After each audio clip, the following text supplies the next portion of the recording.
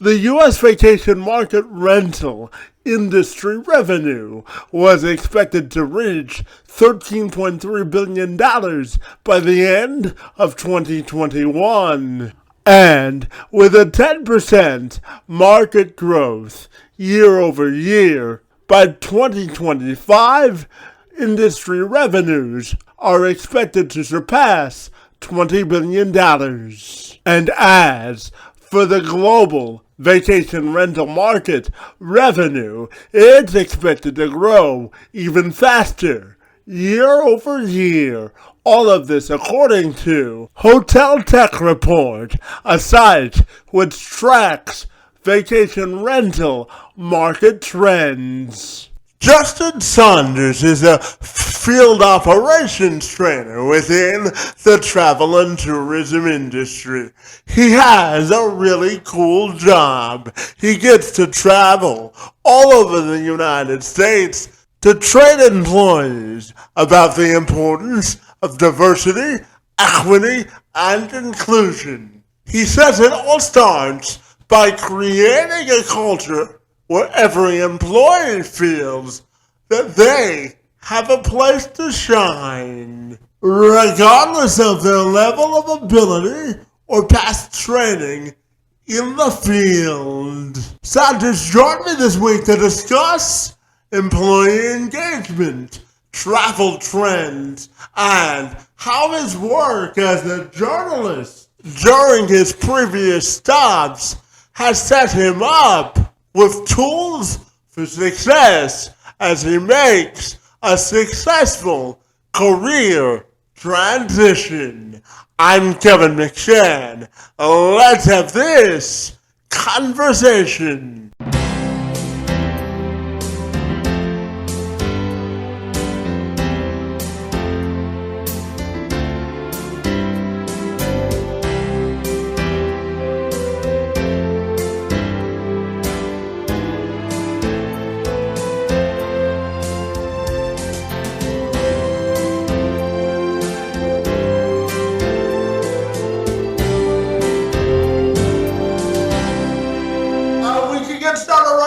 Justin, so if you're ready, I'll welcome you to the program, and I'm super excited to learn all about your new role, buddy. Great to see you again, and thank you so very much for being here.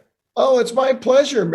My pleasure, man. It's been a while since we've spoken and talked and seen each other, and even if it's virtual, I'm so happy to get to see you. It's a long time since our old journalism days. Yes, but everything comes back full circle, doesn't it?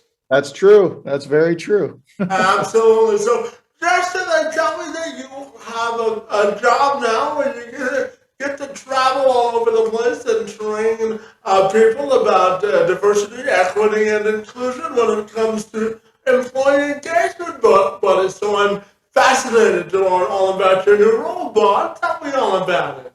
Oh yeah, Kevin, my pleasure, man. Yeah, I work for the U.S., the largest vacation rental property management company in the U.S., Vacasa, and previously I've been with for the last over a year or so. I've been doing homeowner integration. So I've been really trying to have homeowners come on board with Vacasa and rent out their homes, and I've had the pleasure of being able to travel all over the country, go to California, Texas, Tennessee. And it's really cool talking to homeowners and seeing them renting out their homes and trusting us to do everything for them. And talking, just talking to everybody, employees as well and stuff. And it really takes me back to like being a journalist, and having going out there and working in the field so much and picking up the phone and calling people. So it's been a great fit. And then I'm moving over to the training side of things where I'm going to be able to speak to employees more and help them and really help shape, the company a lot through the employees and helping train them. So, that's been an avenue that I've kind of looked at, outside of journalism, really training and just seeing the kind of like, the fact that there's so much need for training. Just in so many aspects, not just in the corporate development side or the corporation side of things, but also like in general. I previously, when I was on Cape Cod for the last 8 years in Massachusetts, I was a instructor for the American Red Cross, and I got to teach first aid and CPR training. And, it was such a wonderful experience. And it was really interesting because you got to teach life-saving skills to the general public. And I also had the ability to go and travel to different places to teach companies, and teach corporations and teach their employees how to use these life-saving skills. So I just love training. I love being able to be in front of people to teach them new things, because I feel like so many people have so much potential and ability, and I love seeing that in people. Justin, it's the journalist in you. You love to talk, right? I love to talk, maybe a little bit too much sometimes. Well, I get in that same boat sometimes, so we have that in common, bud. But tell me about moving over to the employee engagement side of things and diversity, equity, and inclusion, and how excited you are to promote that, buddy. I'm fascinated. Yeah, it really stems from, just every single company I've worked for, I've had the pleasure of working for in my career. Each company I've worked for has really cared so much about inclusivity, making sure that everybody feels comfortable, everybody feels wanted, really helping people and making sure that everybody understands. One thing I've learned, especially over the course of all of my careers and taking me to this role now, is that everybody learns at their own pace and there's different learning abilities. So you may have people that learn really quickly and they can pick it up and run. And you may have some people that may have to learn, a little bit longer than usual. Some people that take different steps. Sometimes they're more visual learners as opposed to hearing things. And it really takes us back to when we were in school. Sometimes university works for people because they can hear things and be able to apply it, but college may work for others because it's more hands-on. That really has driven me my whole entire career, and learning from that, because we all need to learn, no matter what way we go about our lives. If we're starting a new job, if we're going into a different field, if we're getting, starting a new career, anywhere we go, we have to learn, and we have to learn from someone. So I really hope that, in my position now, or even in positions in the future, wherever I go, I want to be able to make those that I come in contact with, I want to make them feel comfortable in the jobs that they're doing. I want to make sure that they feel included in what they're doing, that they feel important, that they feel wanted, and that they learn, because I want what's best for them. And that's really taken me throughout my entire career. No matter what position I've been, I've always taught, and helped train my colleagues wherever I've been. And that's a value that's really important with me. Yeah, and in terms of engagement and recruiting, I'm fascinated to get your perspective on what you're most excited about in terms of building culture, and how excited you are to sort of bring your own stamp or flavor to this position. Yeah, wherever I've been in my career, I've been very, very lucky to work for companies that have really had an inclusive culture and made everybody feel welcome. Me personally, especially when I take into account this position and my previous positions, the first thing I want to do is I want to be able to make everyone feel welcome. Doesn't matter what abilities they have or don't have. I want them to know that they can do it just as much as anybody else can. That was what was really important when I was an instructor with the American Red Cross, is that you have people that physically can't get down on the floor to do chest compressions, to do mouth breathing, to do the Heimlich maneuver. Some people just are not strong enough to do it. There are other ways to do it. And that's what I do when I teach, in any case, or when I train anyone, is I know that some people have abilities that others don't, and some don't. And what's important is being able to differentiate and come up with a training plan so that you can include these people with it. And that's what I take into every single role I'm in. Yeah, absolutely. And Justin, I'm going to ask you now about building relationships and a culture. How important do you think building relationships is to this position and moving forward in any engagement positions you may hold in the future? Yeah, building relationships is huge. As a journalist, like we've learned when we were in school together how important it is to create contacts and create relationships and really have that Rolodex of contacts. That Rolodex doesn't work if you don't stay in contact with those people and have a good, positive relationship with those people. So that's where it comes from, developing those relationships, having respect, being able to treat people kindly, staying in contact with them. So, Justin, if you're ready, we'll jump right into it, buddy. And the next question I had for you for our conversation, Bud, was I was wondering your thoughts on the current state of the industry and how it really affects the work that you currently do.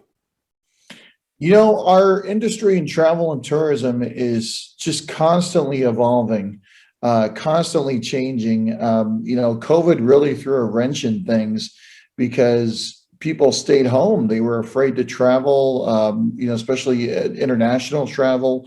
Everybody just stayed home for 2020, and then 2021 hit and the travel industry just ignited.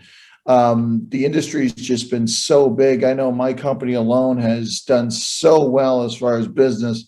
And I know so many travel and tourism companies, hotels, Airbnb, VRBO. Just so many different places and companies have done so well. I used to live in Cape Cod, Massachusetts, and it was very much a travel incorporated kind of area. From Memorial Day weekend to Labor Day weekend, it's just crazy busy. And in 2021, last summer, a lot of those smaller businesses saw much better business than they've ever seen previously in history. And so it's just, we saw such a huge lift.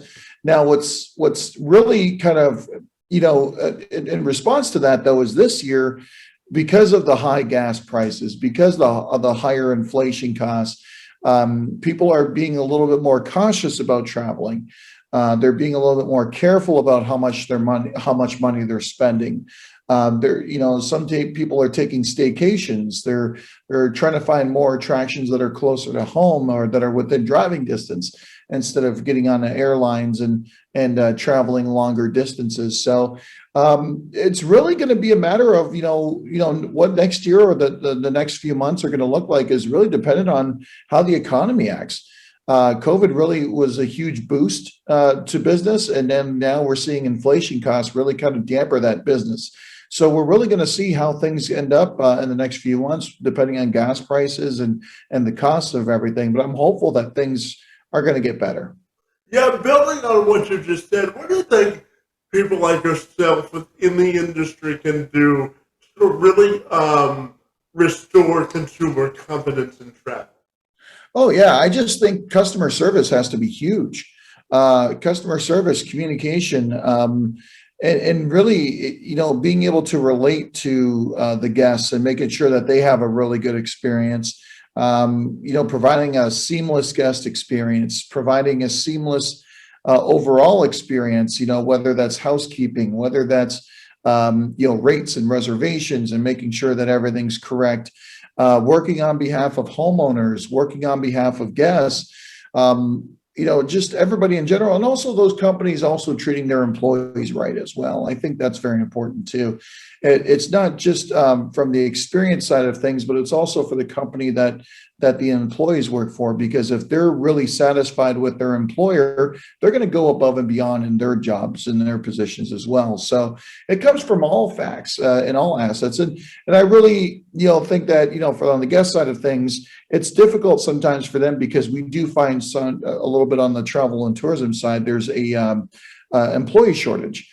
And so you find that across so many different fields and with different companies. And so sometimes there has to be some patience that comes from the guest side of things as well, knowing that employees will be there for you. They're going to take good care of you, but there may be a shortage of employees, so that may affect your wait times on certain things.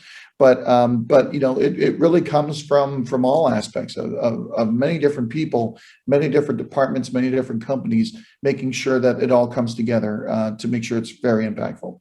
Yeah, absolutely. And in your role, buddy, as we previously talked about, you'll be training employees and really maximizing their potential. So, in your new role, what do you think the key is to maximizing employee potential? Well, in my role, what I intend to do is really make sure that employees for my company and for other companies have everything that they need to be successful. We want to make sure that they have all the tools, they have all the resources, they have everything that they need so that they can help homeowners, they can help guests, they can help their fellow employees, and then they could be successful moving forward.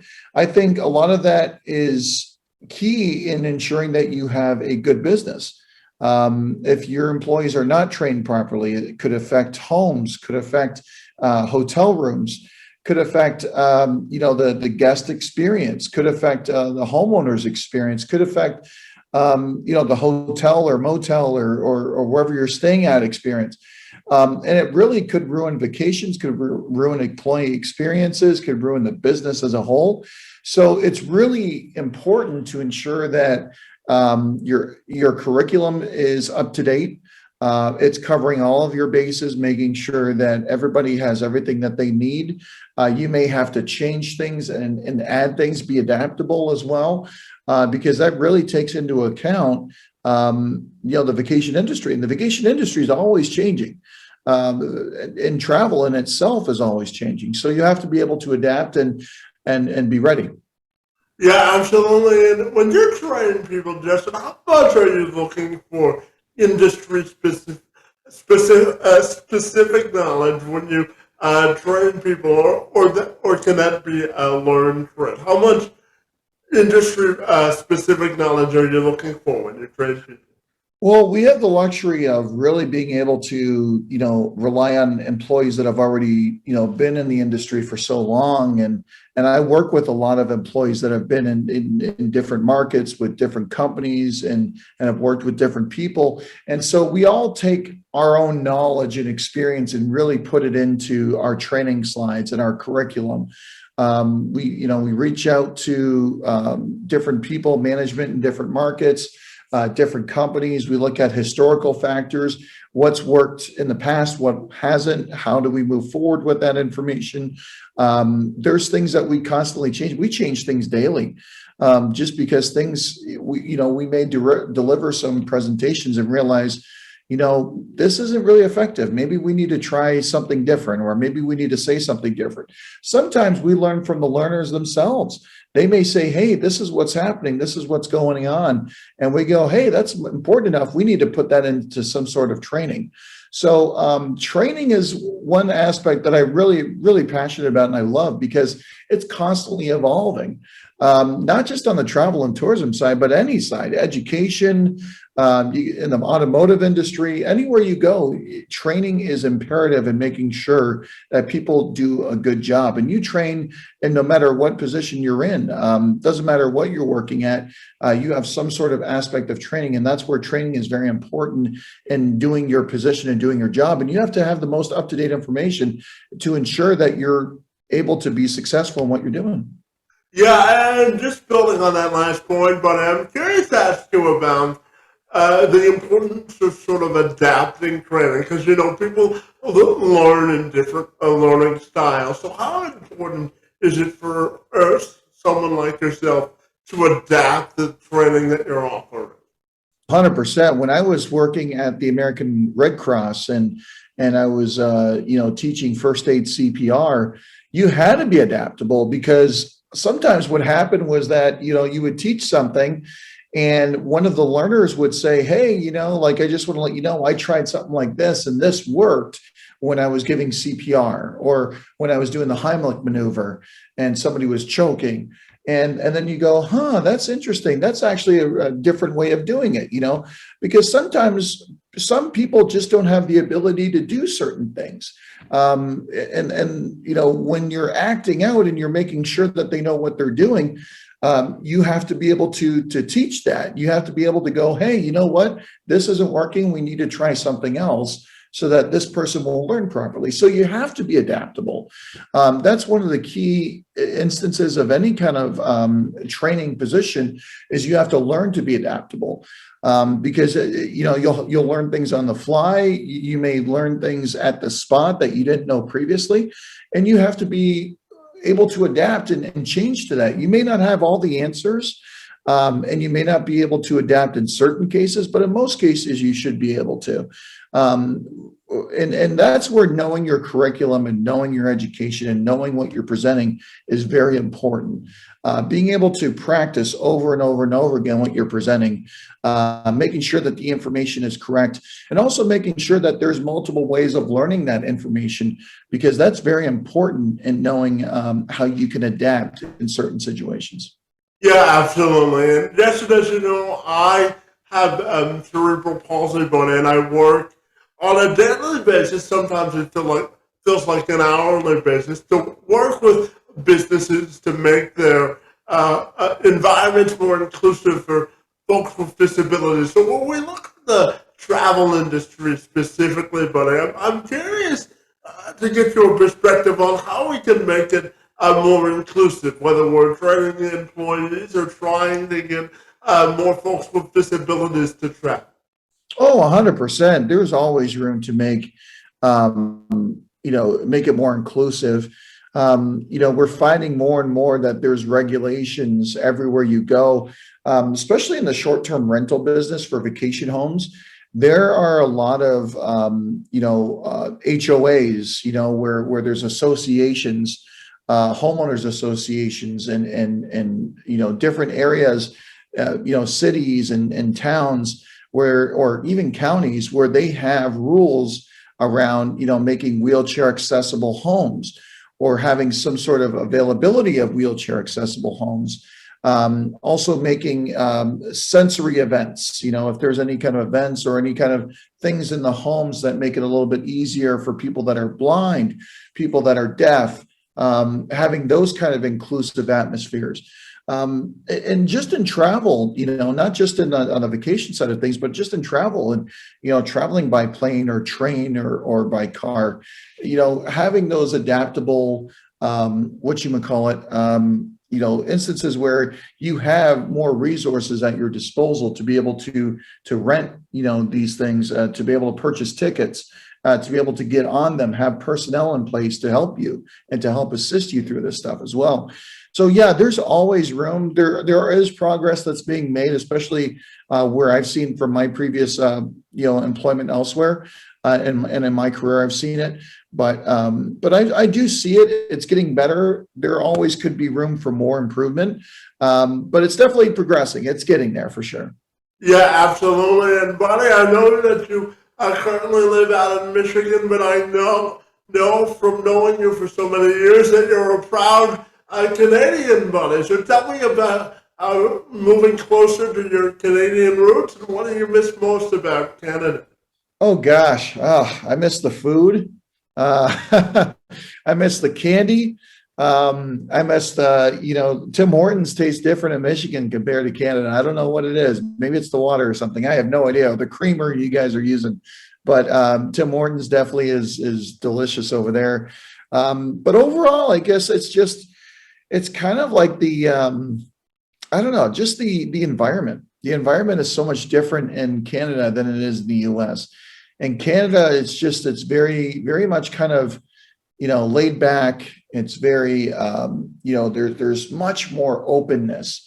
There's much more wildlife. There's just so much, untouched land. There's so much to see and discover.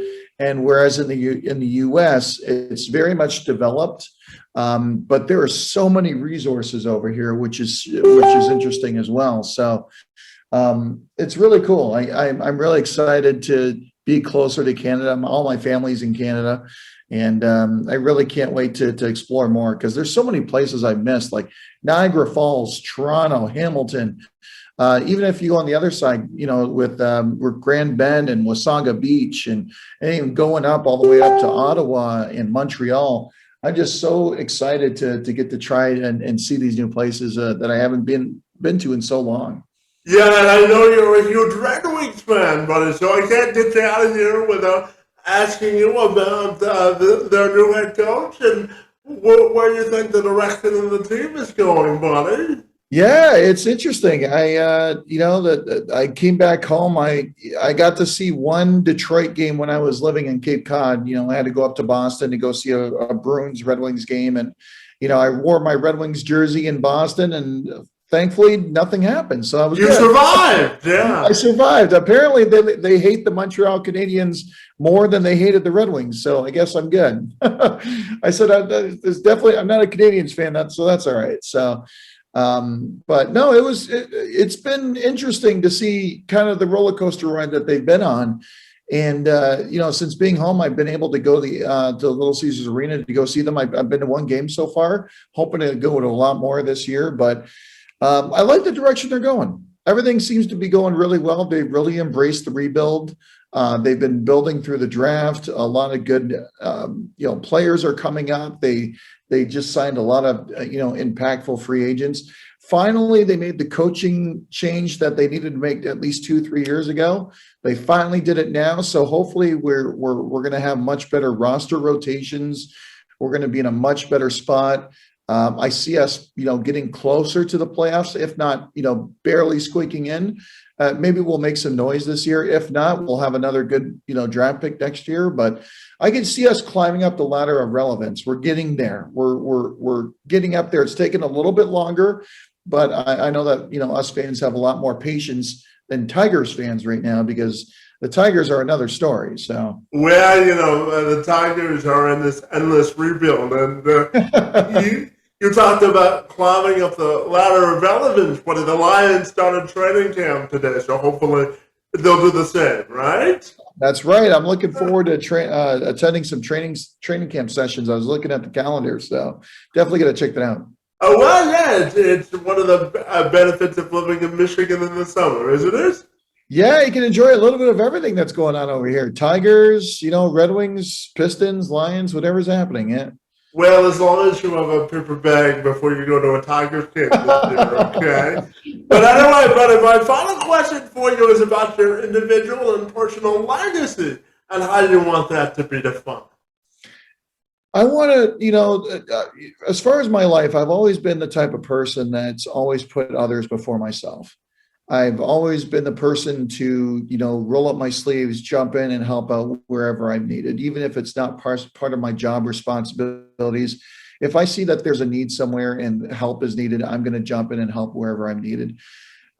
As I've gotten older, I've really realized, instead of, going from place to place and from job to job, I want to be in a career and in a job that I'm happy with. That I'm not just successful at, but I also want to be at a place where I'm happy in my life, where I have good work-life balance. And so for me, I feel like I have that in my life. I'm really happy. For the first time in a long time, I've been very happy. I wish that my life could have been steered more towards journalism, and of course, I miss it so much. I miss reporting and doing the anchoring and news anchoring and that. But, at this point in my life, I'm happy that I'm in the direction that I'm in right now. I'm being able to be in the travel and tourism and vacation industry. I can help with in training. I get to travel and see so many different parts of the country. And I have a position that really respects my life. And I feel like I'm very privileged to be in that spot in my life right now, because I feel like there's a lot of people that don't have that in their lives, and I feel bad for them. And I really hope that everyone has a chance to have this kind of experience, because really it's really nice to have. And so if I could do, say something about, where I want my life and my career, and say something about myself, it really would be just to continue my happiness. Life is too short. We're only here for so long.